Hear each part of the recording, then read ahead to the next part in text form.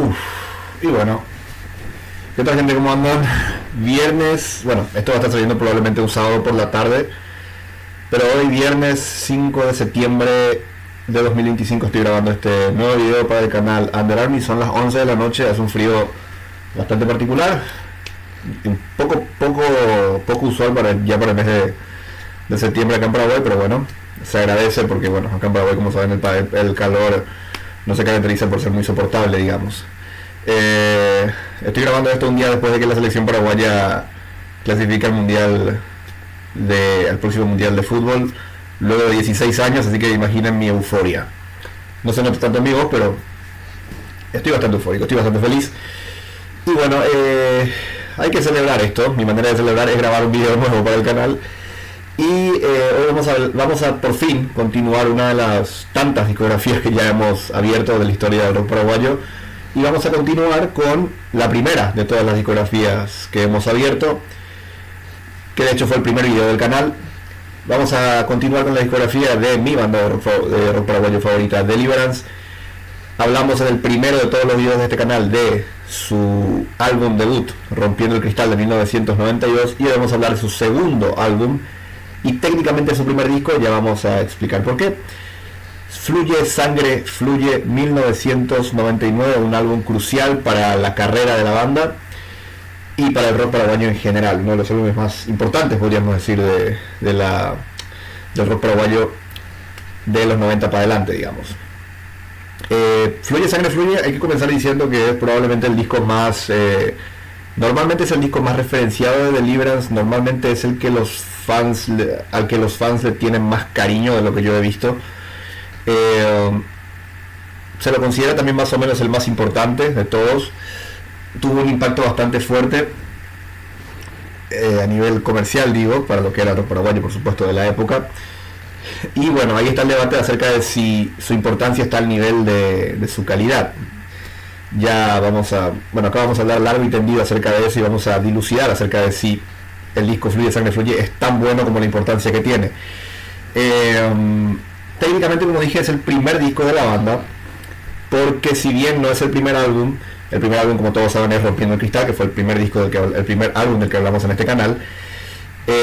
Aquel álbum no se lanzó originalmente como disco, se lanzó como cassette, se iba a lanzar como disco, pero bueno, ya más o menos he contado la historia. La gente que tenía los masters le terminó grabando otra música encima, y bueno, los masters originales se perdieron, y no fue hasta 10 años después, en el 2002, que finalmente se pudo editar en CD el primer álbum de Deliverance, Rompiendo el Cristal. Quiero comenzar también diciendo un par de cosas, haciendo un par de aclaraciones. Quiero agradecer a Sergio Ferreira, autor del libro Tengo un tema sobre la historia del rock paraguayo, que es el libro que he estado consultando para hablar de muchos de los discos de los que hablo. De hecho, lo tengo acá al lado, porque justamente en el video de Rompiendo el Cristal de Deliverance, en el primer video que publicamos en este canal, él dejó un comentario aclarando una situación. Yo siempre cuento que el primer álbum de Deliverance, Rompiendo el Cristal, solamente salió en cassette, tenía que haber salido en CD, no salió porque bueno, la gente que tenía los masters le grabó música encima. Yo dije que los responsables de esto habían sido los del sello IPSA, y Sergio aclaró en un comentario en ese video que no fue así. En realidad, la gente de IPSA solamente se encargó de distribuir el material. Los responsables de hacer la canallada de grabarle música por encima a los masters del primer álbum de Deliverance fueron las personas del sello ARP, que eran los dueños del estudio donde se grabó ese primer álbum de Deliverance. Al parecer Deliverance tenía una deuda con ellos por haber grabado el disco, y cuando finalmente la terminaron de saldar, cuando finalmente la terminaron de pagar, fueron a buscar los masters y ahí se enteraron que le grabaron cachaca encima. En fin, le agradezco a Sergio si por ahí él escucha este segundo video de Deliverance. Le agradezco por la aclaración, muy muy pertinente, por cierto, y voy a estar de hecho citando muchas cosas de su libro, así que viene bien que lo mencione. En fin, a ver, comencemos como siempre con la historia de cómo llegamos al momento en el cual Deliverance graba y lanza este álbum, y vamos a tener que desviarnos bastante durante este video porque hay muchas cosas contextuales que vamos a tener que explicar, que vamos a tener que detallar, y lo cual va a hacer que probablemente este sea otro de los videos más largos del canal, junto con el de Pro Rock Ensemble, junto con el de Cachiporros, en fin. Ok, desviémonos un poquito primero y hablemos de la fundación de probablemente el primer sello discográfico 100% especializado en rock paraguayo, que es el sello Kamikaze Records, un sello importantísimo, probablemente el sello más importante de rock paraguayo. Se especializó prácticamente en producir música de rock acá en el país durante sus primeros años. El sello tiene una importancia porque es el sello con el que grabó y que distribuyó este disco Fluye Sangre Fluye, y hay que hablar de cómo se fue formando este sello para que entendamos muchas cosas del disco. A ver, el sello Kamikaze Records aparece en el año 98, luego de que se vislumbrara un contexto, digámosle, favorable para la idea de hacer un sello discográfico especializado meramente en el rock paraguayo. ¿Por qué se vislumbraba un contexto favorable? Básicamente porque ya en la segunda mitad de los 90 se habían concretado los lanzamientos de muchas bandas y de muchos artistas de rock paraguayo en la época, cosa que por ejemplo en los 80 no pasó. Para 1998 ya se habían lanzado el primer álbum de Deliverance, los dos primeros discos de la banda de Rolando Chaparro, Síntesis, el primer disco de la segunda banda de Rolando Chaparro, Crisia, también ya se había lanzado, se llamaba Pasaje al Más Acá. Violent Blue, disco del que hablamos la semana pasada, también ya había lanzado su álbum debut. Próceres de Mayo, banda muy famosa por la famosa canción de la Albirroja, que de hecho se lanzó por esta época. También había lanzado su álbum debut, 1811, que había tenido mucho éxito por el tema de la Albirroja justamente. Y bueno, había otros lanzamientos también por ahí dando vueltas. Entonces el rock paraguayo como que estaba ya de a poco convirtiéndose en un movimiento que tenía potencial de funcionar de manera comercial, de ser rentable, una cosa que por ejemplo en los 80 no pasaba. En los 80 era rarísimo ver ni siquiera se podía ver del todo al rock paraguayo como un movimiento como tal. En los 90, en la segunda mitad de los 90, finales de los 90, esto había cambiado radicalmente. Ya había un movimiento rockero funcionando de manera, digamos, aceitada. Entonces, en ese contexto, 3 personas deciden fundar este sello discográfico Kamikaze Records con el objetivo de centrarse en la producción, en los lanzamientos y en la promoción de discos de rock paraguayo. ¿Quiénes son estas 3 personas? 2 músicos, Willy Suchar, que además que era tecladista, y un músico bastante virtuoso también, un músico bastante reconocido, sesionista acá en Paraguay desde hace muchos años. Federico Sosa, que era sonidista y también músico, y un empresario llamado Dani Durán, que también fue músico en el pasado. Él había sido vocalista de una de las tantas orquestas bailables de los 80, en este caso de los Tommys. Dani Durán hoy en día es una figura un poco, no es muy bien vista, con el paso del tiempo se convirtió en político, se hizo diputado, tuvo una empresa que con el paso del tiempo desapareció. Hoy en día creo que está enfrentando un proceso por estafa, pero bueno, ya no nos desviemos del tema más de lo que ya nos hemos desviado. Dani Durán, digamos que era el que tenía la plata en esa época, entonces es el que colaboró con Suchar y con Sosa para que se pudiera fundar este sello Kamikaze Records. Y de hecho las primeras grabaciones, los primeros discos producidos por Kamikaze se grababan tengo entendido, la casa del propio Dani Durán, que se llamaba Casa Blanca, y es que estaba ubicada en el Yacht Golf Club, uno de los resorts más importantes de Asunción y sus alrededores, aunque está en la Mare. En fin, técnicamente el primer disco que aparece bajo el sello Kamikaze no fue realmente grabado por la discográfica. El primer disco que aparece con el sello de Kamikaze como tal es el álbum debut, y de hecho el único álbum de la banda de thrash metal Raza. El álbum se llama Rompe la Piel, es del año 1998. Dicho sea de paso, Raza sería la banda que luego sus miembros cambiarían de estilo y pasarían a ser Paico. Ya en su momento hablaré de ese disco.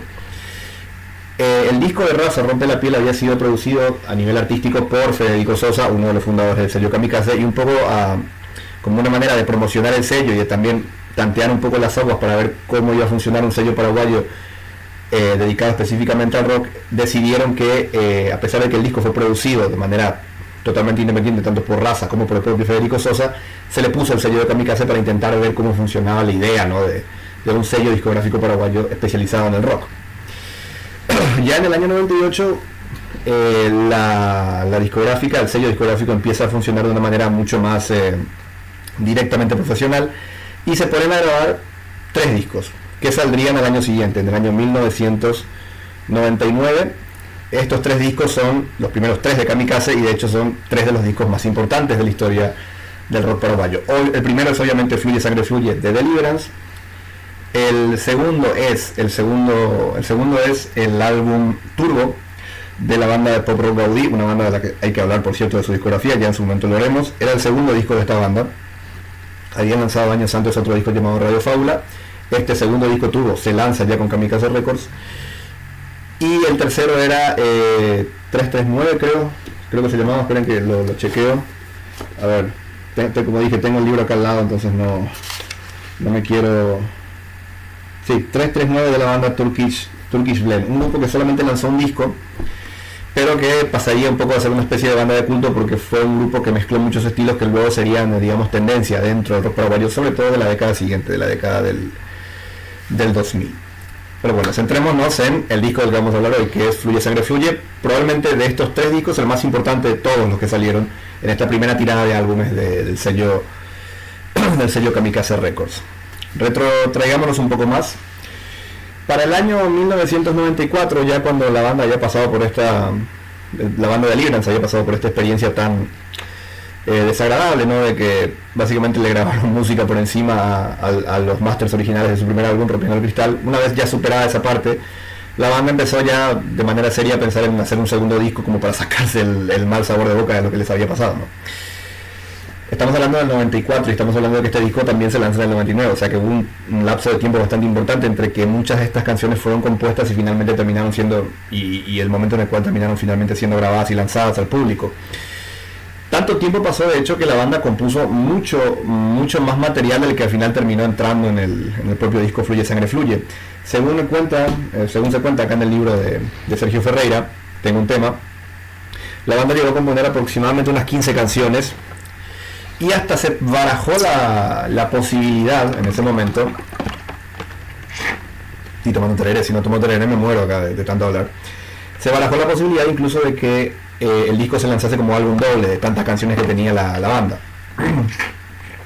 Afortunadamente no fue así, ya diré por qué, pero la cantidad de canciones finalmente empezó a ser recortada desde a poco, hasta que se llegó a la cantidad final de 13 canciones, que serían las que finalmente entrarían en este disco Fluye Sangre Fluye del año 1999. La grabación empezó más o menos a finales del 98, se extendió durante la primera parte del 99, y bueno, el disco saldría finalmente aquel año, no recuerdo exactamente la fecha, pero creo que fue a mediados, segunda mitad del 99 más o menos, sale este disco de Deliverance, Fluye Sangre Fluye, que como dije es probablemente el disco más querido por los fans y normalmente el más referenciado de todos. Hay que aclarar también una cosa, recordemos que en el primer álbum, Rompiendo el Cristal, la banda era un cuarteto: Neine Heiseke en el bajo y en la voz principal, Ambre Feliciángel en la guitarra, Laucha Arce en batería, que en paz descanse, y por supuesto Leche Díaz Meyer en los teclados. En este disco en particular, Fluye Sangre Fluye, Leche Díaz Meyer no participa, creo que porque estaba fuera del país, había creo que ido a vivir a Estados Unidos, una cosa así, no recuerdo bien, pero sí participó en la composición de muchos de estos temas. O sea, formalmente él no había dejado de ser miembro de Deliverance a pesar de que no participa en este disco. No participa en este disco por cuestiones de fuerza mayor, digamos. A ver, antes de continuar quiero hacer también una pequeña aclaración que se me pasó. Quiero avisar ya esto de antemano. Después de Fluye Sangre Fluye, Deliverance sacaría un álbum, creo que en el 2004, llamado que es un disco que es técnicamente su verdadero tercer álbum. Lamentablemente, si es que avanzamos con esta discografía, que seguro lo vamos a hacer, muy probablemente me tenga que saltar ese disco y probablemente me salte directamente al álbum Horizonte del año pasado, 2024. ¿Por qué? Porque lamentablemente el álbum del año 2004 no está en plataformas digitales y al día de hoy no he encontrado una manera de escucharlo. Solamente escuché 2 o 3 canciones, 1 o 2 más o menos, que pertenecían a ese disco de manera suelta, las encontré ahí por internet. Aquasum era una, pero el resto del disco no lo he encontrado hasta el día de hoy, y hasta que no se suba a plataformas pues no lo voy a poder escuchar para reseñarlo, así que muy probablemente me tenga que saltar cuando continuemos la discografía de Deliverance. Es una pena, salvo que algún buen samaritano que por ahí escuche esto, no sé, me facilite la manera de escucharlo, porque si no lo puedo escuchar, no lo puedo reseñar. Quería aclarar eso nada más, de cara al futuro. En fin, Quería hablar también un poco del contexto social, casi político, o más bien político, sociopolítico en general, que se estaba viviendo en el país cuando este disco fue grabado, porque a pesar de que este disco no es un disco político, no hay canciones políticas acá ni nada por el estilo, uno nunca viene mal mencionar un poco el contexto social que en el que los discos fueron grabados, porque siempre por algún lado eso se filtra, tanto en el sonido, en parte de las letras, en los títulos, en fin. Como dije, este disco se empezó a grabar más o menos a finales del 98 y para comienzos del 99 se seguía grabando, se seguía trabajando en él. Bueno, principios del año 99 acá en Paraguay aquella época fue bastante difícil para el país. Marzo de ese año particularmente fue bastante difícil para el país, ya que se vivió probablemente una de las crisis políticas más importantes y trágicas que nos tocó vivir desde que estamos técnicamente en democracia, desde 1989, desde la caída de Stroessner. En marzo del año 99 se produjo el famoso Marzo Paraguayo. Si por ahí hay gente muy joven que no lo sabe, o si por ahí en una de esas hay una persona fuera del país que esté escuchando esto, más o menos lo voy a explicar a grosso modo. Habían asesinado a nuestro en ese momento vicepresidente de la República, Luis María Argaña. Se acusó del asesinato al general Lino César Oviedo, que bueno, era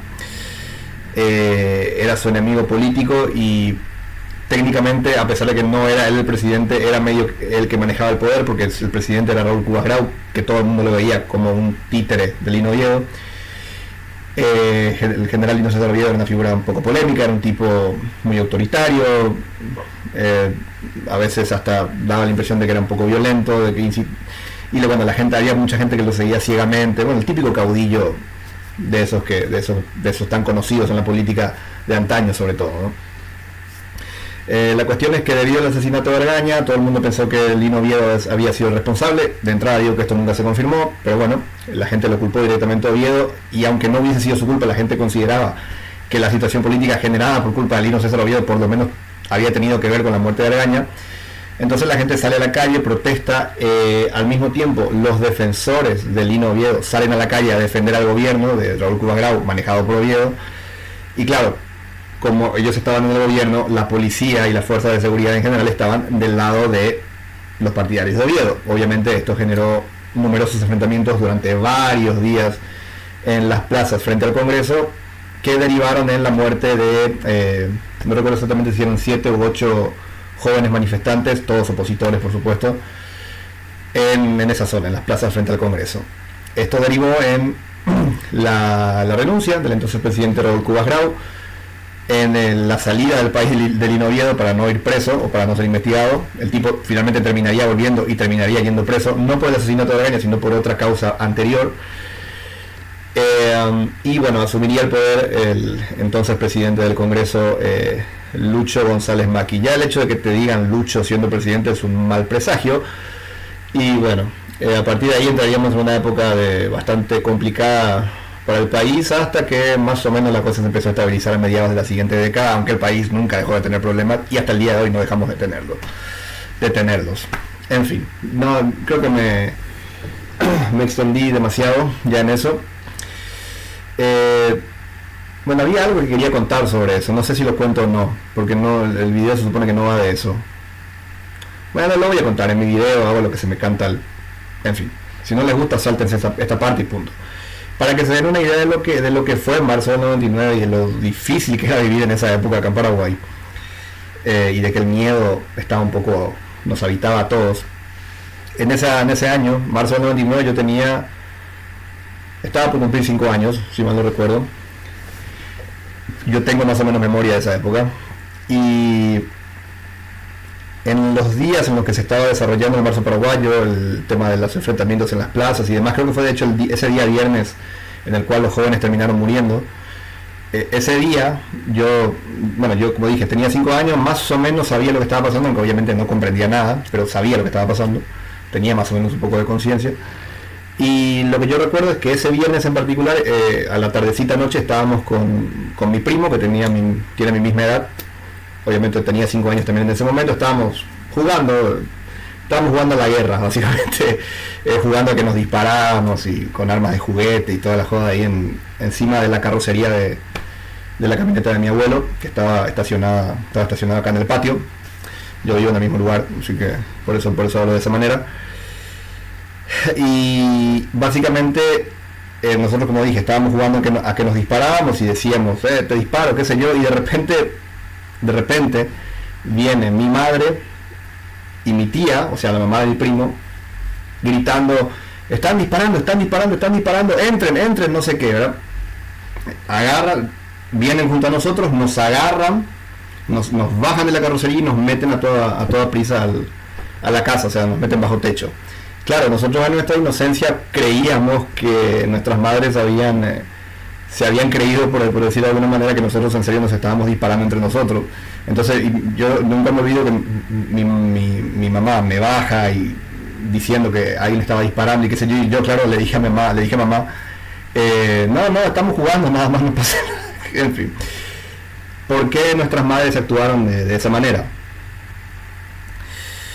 Porque básicamente mi tía, la mamá de mi primo, unos minutos antes de esto, se encontraba en su cocina. Ellos viven en la parte de atrás del terreno donde yo estoy, hasta el día de hoy siguen viviendo ahí.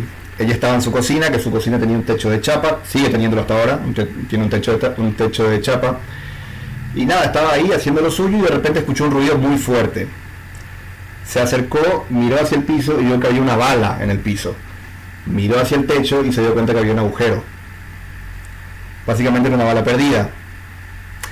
Muy probablemente una bala perdida que venía de la zona donde se estaban desarrollando los enfrentamientos y demás. Entonces, claro, nosotros estábamos encima de la carrocería de la camioneta de mi abuelo jugando a cielo abierto. Obviamente mi mamá y mi tía se asustaron. Obviamente mi tía fue y le contó a mamá y a toda prisa vinieron y nos buscaron y nos metieron en la casa para evitar que se nos cayera una bala perdida a nosotros. Y de hecho mi tía estuvo a punto de morir porque unos pasos más adelante, unos pasos más hacia atrás, la bala le caía encima y la mataba. Eso es para que se den una idea de lo denso que fue marzo del 99 para el país y bueno, lo peligroso que todavía era Paraguay apenas 10 años después de la llegada de la democracia, ¿no? Todavía había una inestabilidad política muy fuerte y muchísima violencia política sobre todo. En fin, creo que ya en líneas generales toqué todas las aristas, hablé bastante largo y tendido del disco. Lo que sí también quería comentar es que bueno, el álbum de Deliverance en cierta manera, no sé si habrá tenido mucho que ver lo ocurrido en el marzo paraguayo, pero resulta paradójico que un álbum lanzado en una época tan violenta a nivel político en el Paraguay lleve la palabra sangre en el título, porque bueno, el país estaba un poco tiñéndose de sangre en aquellos momentos tan tristes, ¿no? de nuestra historia. En fin, creo que ya toqué todas las aristas que tenía que tocar, ya conté toda la historia. Así que vamos a pasar ahora a hablar del disco como tal. Como dije cuando comencé esta intervención, Fluye Sangre Fluye tiende a ser el disco más querido de Deliverance, tiende a ser el disco más referenciado de Deliverance y se lo considera su disco más importante para la historia del rock paraguayo. ¿Eso significa que es su mejor disco a nivel calidad? Bueno, vamos a tratar de responder eso ahora. Yo comparo este disco con Rompiendo el Cristal, que yo siempre digo que Rompiendo el Cristal es mi disco favorito de Deliverance. El primer álbum de la banda, el anterior a este. ¿Qué diferencia hay entre uno y otro? Podríamos decir. Primero voy a pasar a describir el disco a grosso modo y después voy a compararlo un poco con Rompiendo el Cristal para que se entienda un poco la cuestión de la calidad y demás. En este disco Deliverance hace un movimiento, me animaría a decir lógico, pero muy interesante y sobre todo muy acertado. La banda evoluciona su sonido, abandona un poco el post-punk gótico de Rompiendo el Cristal y se mete de lleno en el rock alternativo más guitarrero de los años 90. El sonido no es el único sonido que se explora en este disco, pero digamos que es el sonido predominante, es digamos que el enfoque estético está en ese sonido en particular. A momentos este disco me hace acordar al Soda Stereo más guitarrero de los 90, con canciones de canciones como por ejemplo, no sé, En el séptimo día, Sueles dejarme solo, Primavera Seo, Texturas, ese tipo de canciones. A momentos me hace acordar a los Pixies, que bueno, los Pixies son como los padres, los gran padres del rock alternativo noventero ya en los 80. A momentos me hace acordar un poco a los Smashing Pumpkins. A momentos me hace acordar a PG Harvey. No sé si PG Harvey habrá sido referencia para Deliverance, porque PG Harvey no es un artista muy reconocido acá en Paraguay, pero digamos que su sonido, sobre todo su sonido más guitarrero de los 90, se asemeja mucho a esto que hacía Deliverance en este álbum. Y también me da vibras de Radiohead, este disco, de Radiohead, sobre todo del álbum The Bends. Y en momentos de Loki Computer, aunque no tanto, sobre todo de Benz me hace acordar mucho el sonido más de rock alternativo de este álbum de Deliverance. Se nota mucho ese cambio, porque claro, Amberé, la típica guitarra con chorus tipo subacuática, etérea de Amberé, que se escuchaba muchísimo en Rompiendo el Cristal, acá no está tan, acá pasa a ser directamente un sonido sucio, garajero, muy crunchy, muy digamos muy filoso, y le queda perfecto, porque además Amberé no es el típico guitarrista que te va a usar, que te va a tocar acordes de quinta nada más, no, el tipo maneja muchísimo la cuestión de los arpegios, te mete muchísimos arreglos, entonces claro, eso enriquece muchísimo el sonido del álbum, siempre desde el centro de rock alternativo que estoy mencionando. Ahora, este disco no solamente hace eso, podríamos decir, como dije, que es el principal centro estético del disco, es ese sonido de rock alternativo de los 90, muy bueno por cierto, pero no es lo único que hace. Este disco también a momentos se transforma en un álbum de art rock, podríamos llamarlo, para que sepan, para explicar más o menos lo que es el art rock. Bueno, es lo que hacía Pink Floyd más o menos en Dark Side of the Moon y en estos discos, o sea, un estilo de rock que sin ser muy complejo va hacia lo experimental, pero sin pasarse tampoco. Más o menos eso sería el art rock. Y bueno, y en esa experimentación con art rock se mete también otros estilos así más digamos bilateral, más laterales, por decirlo de alguna manera. En sí creo que esa es la descripción, digámosle, desapasionada del álbum. Y ahora vamos a hablar del balance general. Comparémoslo con Rompiendo el Cristal, que es el disco más inmediato que tenemos de Deliverance, por ser el anterior, ¿no? Por ser el primero, el debut. Desde mi punto de vista, este álbum, Fluye Sangre Fluye, es, si se lo considera uno de los mejores discos de la historia del rock paraguayo y uno de los más importantes. Esa reputación se la tiene ganada al 100% porque es un disco espectacular. De lo mejor, tiene muchos de los mejores momentos a nivel creativo de Deliverance en toda su carrera. Uno en particular, que para muchos es el momento creativo más importante de Deliverance de toda su carrera. Ya vamos a llegar a eso cuando vamos a ir canción por canción. O sea, este disco, y sobre todo este disco, abre y cierra de manera espectacular. O sea, muchos de los mejores momentos de Deliverance y de prácticamente de cualquier banda de rock paraguayo en general están en este disco. Y como dije, abre y cierra de buena manera. Pero como diría un DT enojado, el problema no está ni en la defensa ni en el ataque, está en el medio campo. El problema de este disco está en el centro. Este disco, Fluye Sangre Fluye, tiene un problema que yo creo que Rompiendo el Cristal no tenía. Si uno escucha Rompiendo el Cristal, y yo creo que por eso es un disco que me gusta tanto, es un disco extremadamente sólido desde el enfoque estilístico, tiene un sonido muy marcado del que no se escapa mucho durante todas las canciones, salvo en la última, que es Alabaré, que es una canción punk, mientras el resto del disco es gótico. Pero en líneas generales el disco en ningún momento se siente pesado, en ningún momento se siente tedioso, en ningún momento sentís que cuesta un poco pasar las canciones. El disco Rompiendo el Cristal es un disco que irónicamente fluye de una manera muy ágil, es muy fácil disfrutarlo, digamos. Fluye Sangre Fluye,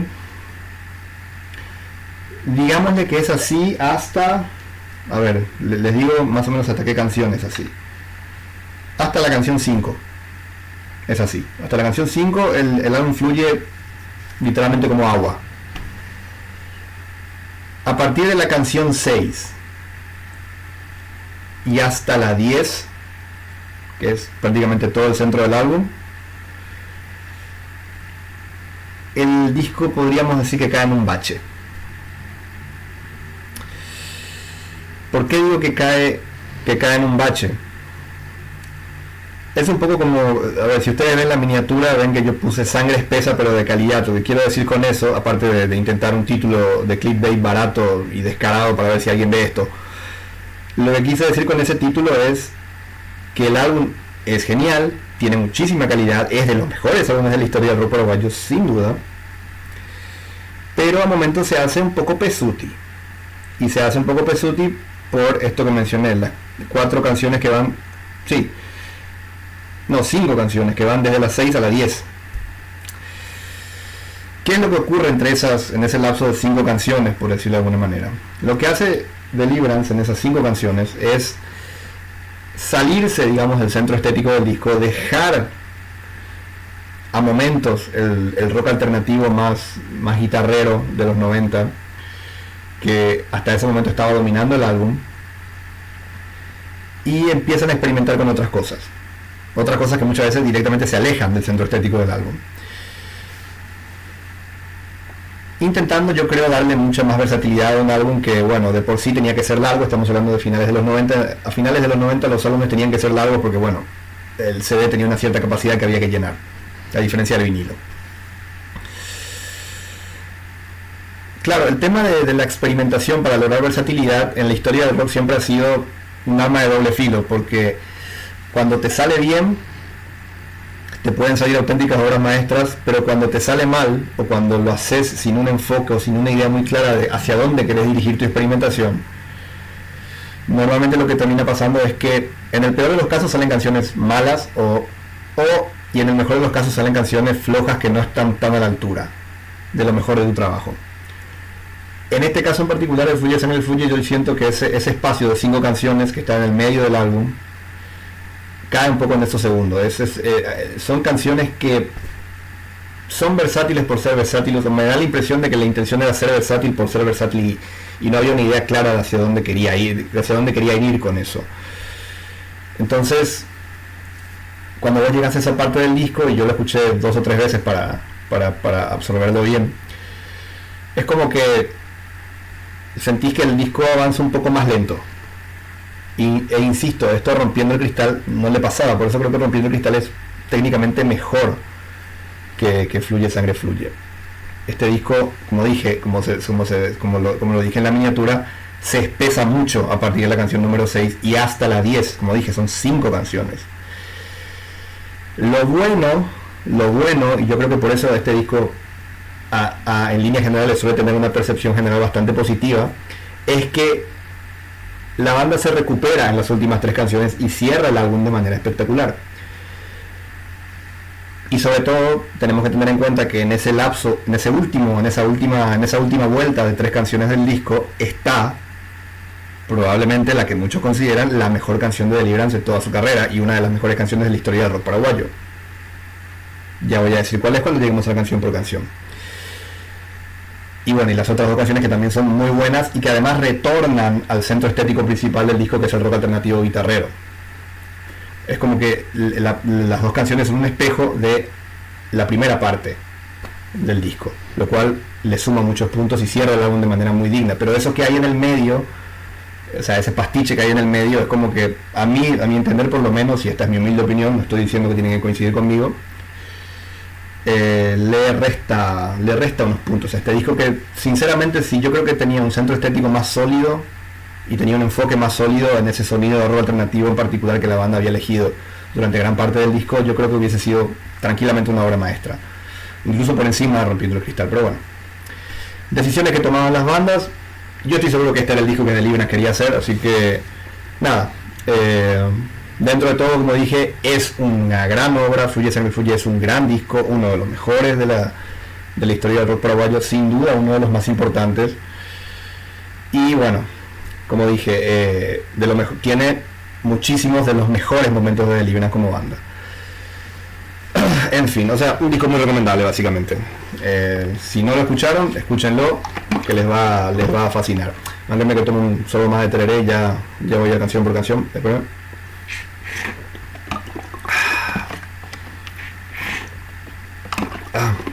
Hija, mira.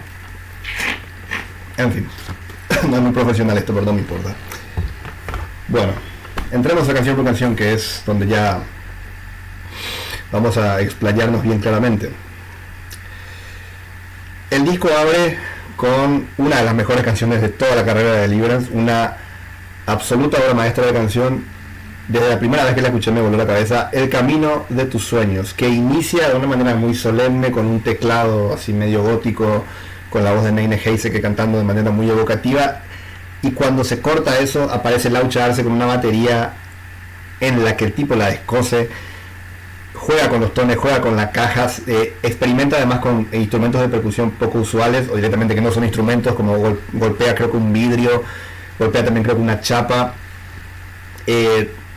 le mete así una especie de ritmo circular a los Joy Division espectacular. Entra el bajo y después entran los arpegios de Amberé Feliciangeli, ya con esa distorsión propia del rock alternativo, y te meten una espiral sonora increíble que se extiende durante toda la canción. Neine la descoce también cantando. Temazo, El Camino de tus Sueños, uno de los mejores temas de apertura. Esto es algo que Deliverance tiene bastante. Normalmente siempre abren sus discos con un tema potentísimo, normalmente casi que con de los mejores que tienen. Ya hicieron eso con Squeeze en Rompiendo el Cristal, y bueno, acá lo vuelven a hacer con El Camino de tus Sueños, un auténtico temazo. Y esta es otra referencia que me olvidé de mencionar. Este disco también me recuerda mucho al sonido de The Cure, pero no del The Cure de Disintegration, el The Cure gótico, que bueno, ya Deliverance lo referenció bastante en su primer álbum. Me hace acordar mucho al The Cure de Wish, del álbum del 92, que mucha gente recuerda ese álbum como el disco de Friday Night in Love, pero en realidad es un disco que Friday Night in Love es una anécdota dentro de ese disco. Wish de The Cure del año 92 es el disco de rock alternativo de The Cure, y lo que hacen en ese disco con el rock alternativo es tremendo, y se nota mucho que Deliverance sacó cosas de ahí. Bueno, Deliverance es una banda 100% influenciada por The Cure, es probablemente la banda que más los influenció, así que no me sorprende que hayan experimentado con ese sonido de rock alternativo que The Cure tuvo en el álbum Wish. En fin, el disco continúa con la segunda canción, que es Oración. Esta es una canción ya más garajera del rock alternativo, ya no tan arreglada, es mucho más directa, es mucho más agresiva, es mucho más trompada en la cara, pero sigue teniendo el toque de Deliverance, porque a momentos la canción frena y de vuelta Amberé Feliciangeli te mete estos arpegios descendentes con la batería y el bajo, la sección rítmica en general acompañándolo. Tremendo. Esta canción me hace acordar muchísimo a los Pixies, da incluso para provear. Es un temazo, Oración, me encanta totalmente. La tercera canción es La Fiebre. La Fiebre, bueno, es difícil de catalogar. Yo no diría jamás que es una canción débil. Es una canción en la que básicamente Deliverance experimenta con una especie de orquestación hecha 100% con teclados y piano. Prácticamente no hay hay instrumentos de percusión que son tocados por Laucha, pero creo que fuera de eso todo es teclado, todo es piano. Es una canción muy gótica, muy evocativa. Neine canta de esa manera también. Está bastante bien La Fiebre. No creo que sea yo en lo personal creo que en esta primera retaíla de 5 canciones es la canción más débil, pero tampoco diría que es mala. A mí me gusta bastante también. Después viene Cuando el tiempo llega y sin llamarlo se instala en voz, que no creo tan largo. Una canción de hecho bastante larga también, dura casi 6 minutos esta canción, pero se justifica bastante bien. Esta es una canción de rock alternativo que no sé si me animaría a decir que tiene como distintas secciones, pero tiene distintos motivos. Los versos son muy casi tirando a balada, canción medio oscurita, con Laucha tocando el borde nada más, Amberé tocando acordes muy suaves en la guitarra, muy casi con los dedos y demás. Neine también cantando de una manera mucho más intimista, pero después cuando llega al puente semicoro, por decirlo de alguna manera, la canción ya pasa a ser mucho más agresiva, pasa a tener un groove mucho más marcado, mucho más potente, mucho más poderoso, y dentro, a través de ese puente coro, hay un cambio de motivo, hay un cambio de tonalidad, pasa de ser menor a mayor, el acorde principal, por decirlo de alguna manera, para que nos entendamos. Y yo creo que ese cambio de tonalidad, de menor a mayor, que hace la banda en ese puente coro que tiene la canción, me parece épico, me fascina. Yo hasta me animaría a decir que la canción, solamente por ese arreglo, ya valdría muchísimo, porque es brillante. A mí, cuando escuché ese arreglo, me encantó, dije, es tremendo.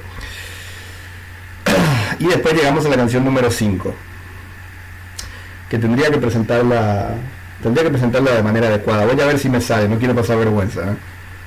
Dios quiera que me salga bien, porque no pienso grabar esto de vuelta, porque grabo de corrido, como se darán cuenta. La canción número 5 es Demonio alado, serpiente cascabel. Bueno, ahí está, ahí lo tienen, ya pasé vergüenza. Uno de los hits más importantes de Deliverance de toda su carrera, probablemente el segundo más importante. Ya en este disco está el primero, ya hablaremos de esa canción, pero bueno, Serpiente Cascabel es el hit popero de Deliverance por excelencia. Es una muestra de que cuando Deliverance se quería hacer una canción popera, lo podía hacer sin ningún tipo de problema. Es una canción que tiene un groove espectacular, un rasgueo de pop rock, pero muy funky también, que pega perfectamente con ese groove, y bueno, un coro eterno, los versos muy bien construidos, y hasta la banda se da el lujo de meterte un interludio medio en el cual la banda como que rompe un poco la canción y pasa a ser un poco más experimental en el medio, después vuelve a ser más popera. Serpiente Cascabel es uno de los grandes hits, como dije, de Deliverance, uno de los más importantes, una de las canciones que la gente siempre pide en los conciertos y que ellos siempre tocan y que siempre van a tocar, muy a los Soda Stereo, muy de la herencia de Soda Stereo, esta canción, de esa herencia pop rockera más fina que tenían los Soda Stereo, que Deliverance heredó mucho de eso, porque de hecho telonearon a Soda en más de una ocasión.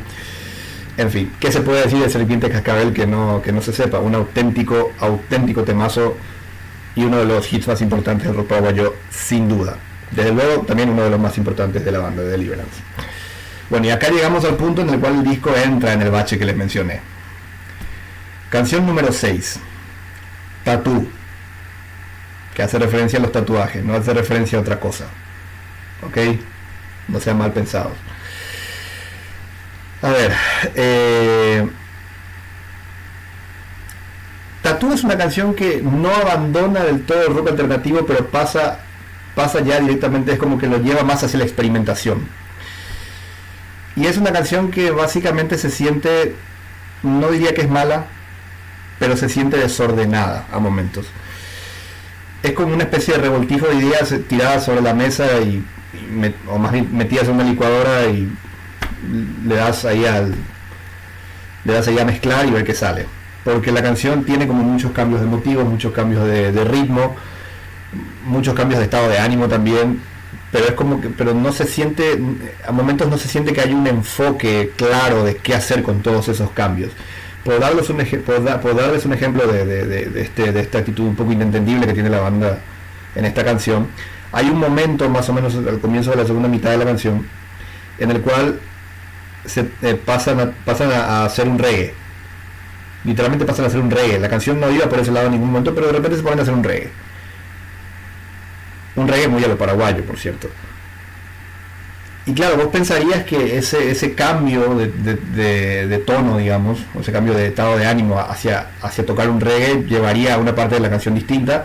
Y no, casi que sirve como una especie de mero interludio, o sea, porque dura unos segunditos y después vuelven otra vez al sonido rock alternativo experimental que estaban haciendo antes. Entonces es como que las melodías como que tampoco terminan de tener gancho. No sé, a mí me parece que Tatú me parece una canción, un pequeño tropezón de la banda intentando volverse más experimentales, más ambiciosos dentro de este disco al menos. Después aparece Me hallo, estado de regocijo. A ver, acá quiero explicar algo. Me hallo está escrito sin H, por cierto, en el tracklist de las plataformas. Y tiene una razón de ser esto. La palabra hallar, acá en Paraguay se usa de una manera poco frecuente. Cuando un paraguayo dice me hallo, esto se lo digo por ahí a algún extranjero que esté escuchando esto. Cuando un paraguayo dice me hallo, básicamente lo que te está diciendo es estoy feliz de estar acá. por alguna razón los paraguayos tenemos esa particularidad, ¿no? De usar esta palabra de esa manera. Y yo creo que, como dije, la canción tiene como subtítulo estado de regocijo, o sea que hace referencia a esa manera particular de utilizar dicho término. Y bueno, la canción intenta de hecho ser bastante paraguaya porque tiene un rasgueo casi de 6x8, un ritmo que también va por la misma onda, pero no me convence del todo, sinceramente. Es una canción, la siento floja, la siento también un poco como que uno no termina de entender bien para qué lado quiere ir exactamente. Tiene un enfoque más claro, eso es evidente, pero no sé, además el sonido de la banda, porque la banda si bien hace este estilo medio 6x8 paraguayo, lo hace con la instrumentación típica del rock alternativo. De hecho la guitarra suena muy a rock alternativo en este tema, entonces es como que, no sé, es un pastiche medio raro esta canción, tampoco me convence del todo. Después viene 3, que es una balada gótica, digámosle que podría ser una especie de hermana de La Fiebre, que está en la primera parte del disco, solo que esta tiene guitarras, la otra se centra más en los teclados. Me parece una balada que tampoco termina de convencerme, es como que también no termina de tener un gancho exactamente melódico para que te termine de gustar o para que te termine de atrapar. Es una canción que a mí me parece que también no termina de estar bien armada, me parece a mí. Después vienen 2 rarezas directamente, que la primera es Carta al Señor Juez. Carta al Señor Juez, si pudiese elegir una manera de definirla, sería algo así como una especie de piano blues a lo Fito Páez, pero el Fito Páez posterior a los 2000. Yo no sé si, bueno, los que más o menos siguen la carrera de Fito Páez sabrán que la carrera de Fito se divide en 2 etapas muy marcadas, desde sus comienzos hasta 1999 con el álbum Abre, y después del 2000 hasta el día de hoy, que bueno, todos más o menos coinciden en que la etapa del 2000 de Fito Páez hasta el día de hoy es como, bueno, no es su mejor etapa, y un poco Carta al Señor Juez suena a eso, no suena a una canción de Fito Páez. Vuelvo a repetir, no creo que sea mala, pero suena un poco una canción de Fito Páez de esa segunda etapa suya, ya no tan inspirada como la primera, digamos. Es un buen intento, eso se lo tengo que reconocer. Como dije, un piano blues que además tiene armónica, creo que prácticamente no tiene guitarra este tema, pero bueno, no sé, tampoco me termina de convencer. Y después viene probablemente la canción más rara de todo el disco, que es el Mariscal Morsa, que básicamente es un intento por hacer una canción a los Sgt. Peppers, al disco de los Beatles, que bueno, tenían estas canciones que eran como psicodélicas, pero tirando a lo vodevil, tirando a la antigua, a la típica música de Big Band. Bueno, el Mariscal Morsa intenta hacer esto. La letra de hecho hace referencia al Mariscal López, probablemente la figura histórica más importante que hemos tenido en el Paraguay, con sus luces y sus sombras. Es una figura muy polémica la del Mariscal López. Hay gente que lo considera un héroe, otros que lo consideran un villano, en fin. Y mirá que en el papel sonaba muy bien la idea, hacer una canción así medio marcial, psicodélica a los Sgt. Peppers, hablando del Mariscal López. Vos lo planteás como idea y parece una genialidad. Y estoy de acuerdo, es una genialidad. El tema es que la ejecución, al menos en este tema, desde mi punto de vista tampoco termina de convencer. Es rara, es extraña, no termina tampoco de tener gancho. Neyna a momentos canta de una manera que tampoco me convence del todo. En fin, afortunadamente todo este trajín de 5 canciones que no estaban a la altura de la banda, por decirlo de alguna manera, tiene su recompensa al final. Porque luego de escalar esta montaña tan dura, llegamos, nunca mejor dicho, a la cumbre, que es la canción número 11. Y acá me voy a extender, ya les voy avisando, porque la canción lo amerita. Me voy a tomar un sorbo, porque tengo que hablar bastante de esta canción.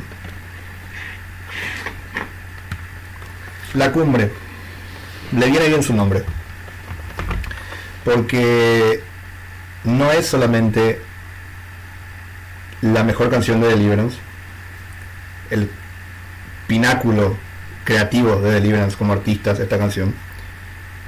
No es solamente el pináculo de una banda de rock paraguayo a nivel creativo.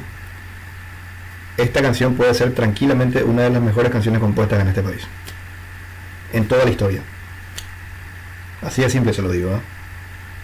La Cumbre es una puta obra maestra. Es una canción que, para empezar, es difícil de definir exactamente qué estilo es, porque bueno, sí, se nota que tiene cierta influencia de la música paraguaya, porque tiene el típico rasgueo de 6x8 y el ritmo de 6x8 de la polka y demás. Habrá gente que dirá que suena más un chamamé, bueno, discutible, pero lo que se hace con esa base es, no sé, es difícil de explicar, muy difícil de explicar, porque es mágico. O sea, los arpegios de Amber Eiffel y Sam Green en la guitarra acústica te pintan un paisaje, una especie de, te pintan una especie de valle encantado, sobre el cual Neine Heiseke te desarrolla una historia fantástica con la letra. En sí, la letra habla de, bueno, de caminar por un valle encantado, llegar a una montaña, subirla con mucha dificultad y finalmente llegar a la cumbre y encontrar lo que uno está buscando, que obviamente la canción no lo especifica.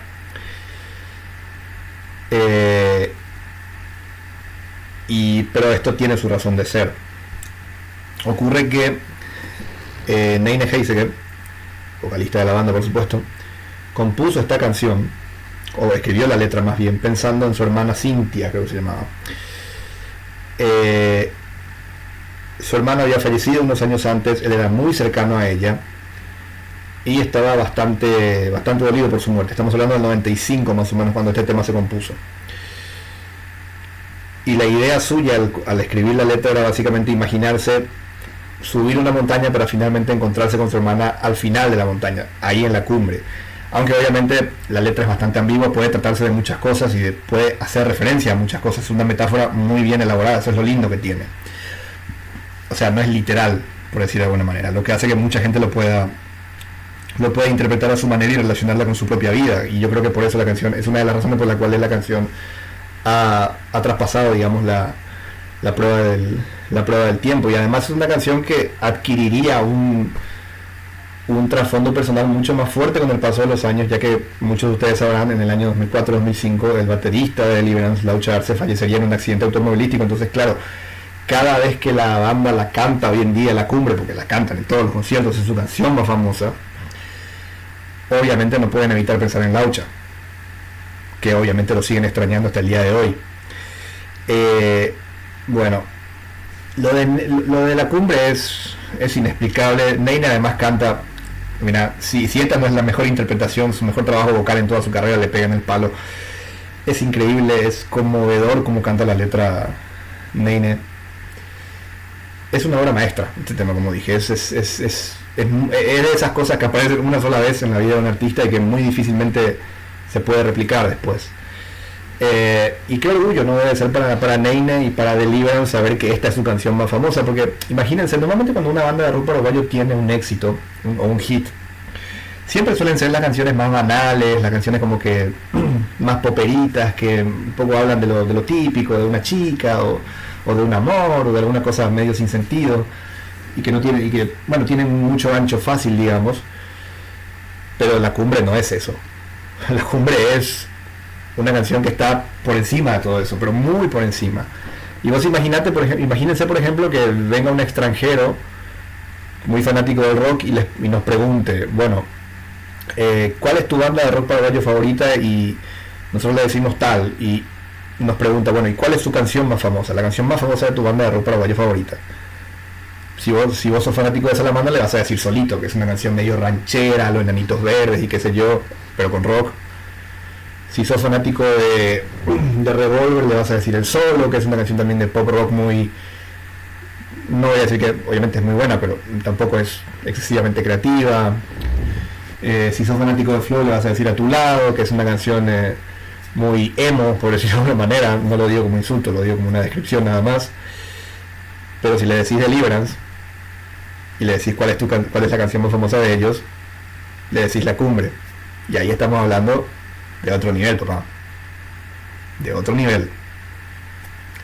Qué orgullo y sobre todo en este país, que la canción más famosa de Deliverance, para ellos digo, el orgullo, que su canción más famosa sea esta.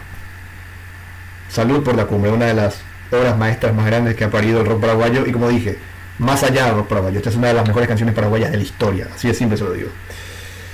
Bueno, luego de esa felación descarada al aire, pasemos a las últimas dos canciones, que bueno, acá el disco cierra de muy buena manera con las canciones 12 y 13.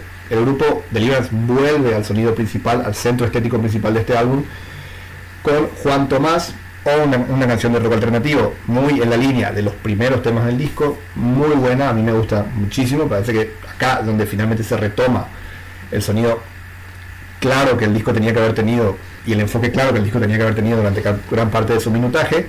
Me parece que está bastante bien Juan Tomás, perdón. Y el disco cierra con la canción Radio, que es una canción bastante larga, dura como 6 minutos 39. Y bueno, es otra canción de rock alternativo, pero podríamos decir, a ver, esta es una canción que hace más o menos lo mismo que hacía la canción Tattoo. Es una canción que intenta ser más de rock alternativo, pero que intenta irse a lo más épico, tener distintas secciones, experimentar con varios motivos y demás, pero a esta canción le sale bien eso. En cierta manera Radio es lo que Tattoo no es, digamos, es una canción de rock alternativo muy elaborada, muy épica, pero digamos con un enfoque mucho más claro y muy bien hecho. Y además tiene la particularidad de esta canción de que tiene una especie de arpegio tipo Minimal Mathematic de Amber Feliciangeli, que ese tipo de arpegios a mí me encantan. Si por ahí no saben a qué me referí con eso, escuchen la canción Horizonte de Deliverance, que está en el disco nuevo que sacaron, y escuchen el arpegio de esa canción. Ahí van a entender a lo que me refiero cuando digo lo de este tipo de arpegio medio raro, que esta canción lo tiene. Y cierra de gran manera un disco que, como dije, es en efecto uno de los mejores álbumes de la historia del rock paraguayo, uno de los mejores de Deliverance, no el mejor, para mí Rompiendo Cristal sigue siendo el mejor, al menos hasta ahora, pero este disco tampoco es que se queda demasiado atrás. Más allá de ese bache que les mencioné, el disco está muy bien, es perfecto, es de los mejores de la historia del rock paraguayo. Y bueno, nada más que decir, así cerramos una nueva reseña de otro álbum importante en la historia del rock paraguayo, Fluye Sangre Fluye, de la banda Deliverance, segundo álbum de la banda Deliverance del año 1999. Ya de vuelta, estamos por llegar a la hora de podcast, así que nada, no me queda nada más que despedirme. Si les gustó el video, denle me gusta, suscríbanse al canal si pueden, y compártanlo también para que este video llegue a más gente. No hay mucha gente que reseñe discos de rock paraguayo, al menos no a este nivel, recuerden eso. No vendría mal que más gente interesada en la discografía del rock paraguayo conozca este canal. En fin, muchísimas gracias como siempre, y nos vemos en la próxima, si Dios quiere.